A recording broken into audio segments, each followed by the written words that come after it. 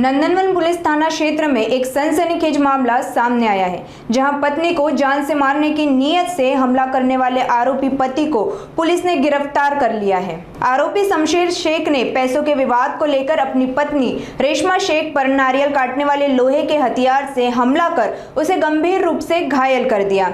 घायल महिला का इलाज वंजारी अस्पताल फांडे प्लॉट में चल रहा है।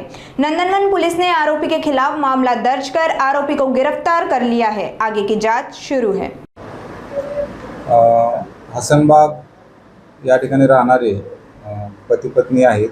त्यामध्ये पतीने पत्नीला डोक्यावर कोयत्याने वार करून तिला गंभीर जखमी केलेले आहे। तिला जीवानिशी ठार मारण्याचा प्रयत्न केलेला आहे। त्या अनुषंगाने जुबैर यांनी दिलेल्या तक्रारीवरून पोलीस स्टेशनला गुन्हा दाखल करण्यात आलेला आहे।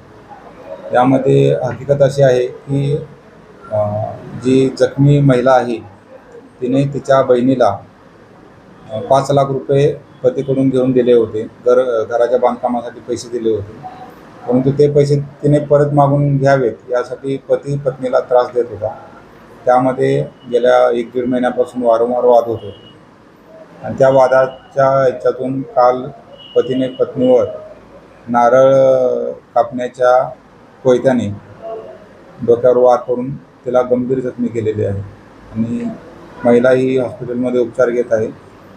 यातील आरोपीला आम्ही ताब्यात घेऊन अटक केलेली आहे आणि तो सध्या PCR मध्ये आहे। जखमीचे नाव आहे रेशमा परवीन शमशेर शेख, वय 32 वर्ष आणि तिच्या पतीचे म्हणजे आरोपीचे नाव आहे शमशेर शेख, वय 33 वर्ष। दोघेही एकाच ठिकाणी राहतात।